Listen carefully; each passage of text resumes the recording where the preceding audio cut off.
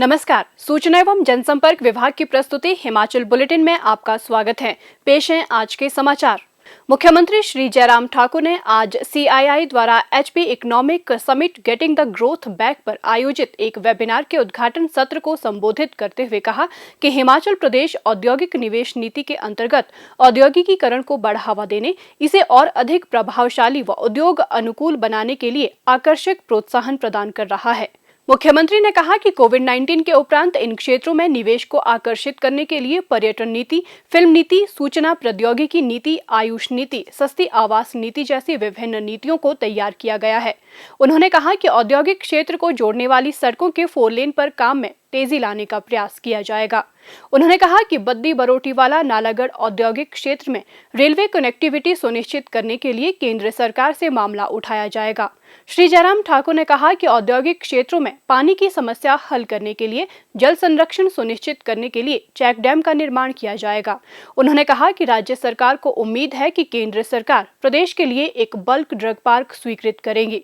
मुख्यमंत्री ने कहा, आदरणीय प्रधानमंत्री जी ने पहले तो ये कहा था कि जान है तो जहान है, और उसके बाद आगे बढ़ करके जान भी और जहान भी, ये दोनों लाजमी है जिंदगी में। और इसलिए पूरे देश भर में इकॉनमी को खोलना, लॉकडाउन से बाहर निकलना और हमारी जो है इकोनॉमिक एक्टिविटीज शुरू हों, उस दृष्टि से काम पूरे देश भर में शुरू हुआ और हिमाचल प्रदेश में भी हमने उस दिशा में काम करने की शुरुआत की और उसके परिणाम अब धीरे धीरे सार्थक आ रहे हैं। हमारा ग्लोबल इन्वेस्टर मीट का जो प्लान था उसमें मैं यही कहूँगा कि अभी ये थोड़ा दौर लगता है, मुझे हो सकता है कि थोड़ा वक्त लगे, 3-4 महीने और लगे हम इस कोविड-19 के इस दौर से बाहर निकलने के लिए। लेकिन उसके बाद फिर हम उस सेक्टर पे जहां हमने जितना कर काम किया है वहां से हम आगे बढ़ेंगे। मुख्यमंत्री श्री जयराम ठाकुर ने आज वीडियो कॉन्फ्रेंसिंग के माध्यम से मंडी जिले के नाचन विधानसभा क्षेत्र के लिए 133 करोड़ रुपए के विकासात्मक परियोजनाओं के उद्घाटन और शिलान्यास किए। इस अवसर पर मुख्यमंत्री ने निर्देश दिए कि जिन विकासात्मक परियोजनाओं की आधारशिला आज उन्होंने रखी है, उन्हें निर्धारित समयावधि में पूरा किया जाना सुनिश्चित बनाया जाए। श्री जयराम ठाकुर ने कहा कि राज्य सरकार ने समाज के कमजोर वर्गों के उत्थान के लिए कई कल्याणकारी योजनाएं शुरू की हैं। उन्होंने कहा कि नाचन क्षेत्र के लोगों ने PM केयर्स और मुख्यमंत्री कोविड फंड में उदारता पूर्वक 32 लाख रुपए से अधिक का योगदान दिया है। मुख्यमंत्री ने कहा, जहां तक 2.5 साल के कार्यकाल में हिमाचल प्रदेश में काम की बात है वो आपके सामने है। मैं उन सारी योजनाओं में जाने की आवश्यकता महसूस नहीं करता हूँ क्योंकि उसमें बहुत सारा वक्त लगेगा, लेकिन हमने कोशिशें की हिमाचल प्रदेश में। चाहे लोगों की समस्याओं का समाधान करने के लिए हमने जनमंच की शुरुआत की, हमने हजारों लोगों की समस्याओं का समाधान मौके पर उस कार्यक्रम के माध्यम से किया है। और उसके बाद जो समस्याएं रहती थी उन समस्याओं का समाधान करने के लिए हमने मुख्यमंत्री संकल्प हेल्पलाइन की शुरुआत की 1100। और हिमाचल प्रदेश में जो हमारे बुजुर्ग हैं, 70 साल से आयु जिनकी ज्यादा है, वो लगभग 3 लाख के लगभग बुजुर्ग ऐसे हैं जिनको 1500 के हिसाब से हम पेंशन दे रहे हैं। और ऐसे संकट के क्षण में भी हमने उनको पेंशन दी और 3 महीने की एडवांस पेंशन भी उनको दी है। हिमाचल प्रदेश में हमने गृहिणी सुविधा योजना की शुरुआत की और गृहिणी सुविधा योजना एक ऐसा संकल्प था हमारा कि हिमाचल प्रदेश के गांव-गांव में, घर-घर में जो है गैस का चूल्हा पहुंचे।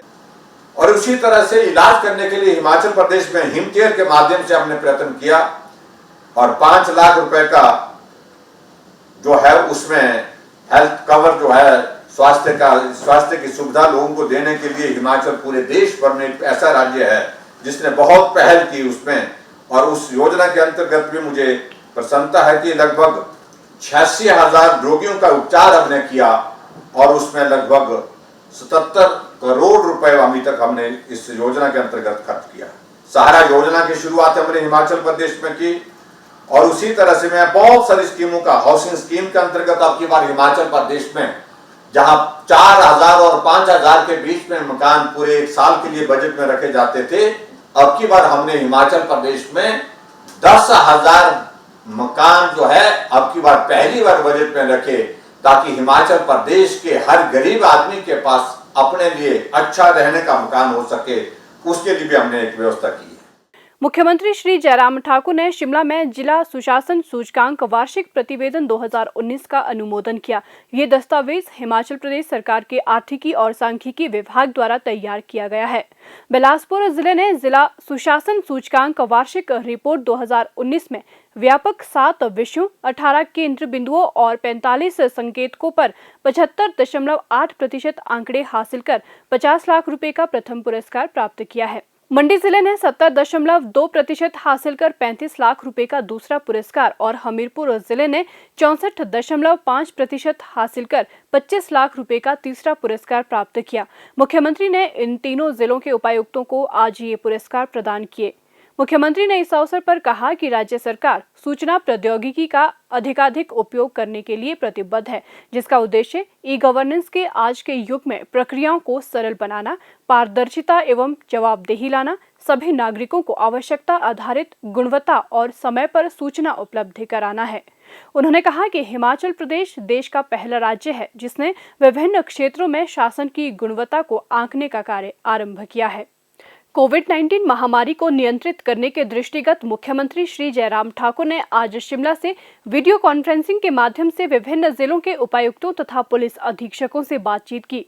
इस अवसर पर मुख्यमंत्री ने कहा कि जिन असिम्प्टोमेटिक कोविड-19 रोगियों के पास घर में पर्याप्त सुविधा उपलब्ध है और होम आइसोलेशन में रहने के इच्छुक हों, उन्हें होम आइसोलेट करने की संभावना का पता लगाया जाना चाहिए। मुख्यमंत्री ने कहा कि देश के अन्य राज्यों की तरह हिमाचल प्रदेश में पिछले कुछ दिनों में कोविड-19 रोगियों में वृद्धि दर्ज की गई है। उन्होंने कहा कि राज्य के कोविड देखभाल केंद्रों में मरीजों को रखने के लिए पर्याप्त सुविधाएं उपलब्ध हैं। प्रदेश किसी भी स्थिति से निपटने के लिए पूरी तरह से तैयार है। एनसीसी शिमला के group commander group brigadier Rajiv Thakur और कर्नल सुरेश भैक ने आज शिमला में मुख्यमंत्री श्री जयराम ठाकुर से भेंट की। इस अवसर पर मुख्यमंत्री ने कहा कि केंद्र सरकार ने हिमाचल प्रदेश के लिए 2 और एनसीसी बटालियन और 3 कंपनियों को बटालियन में बदलने की मंजूरी दी है।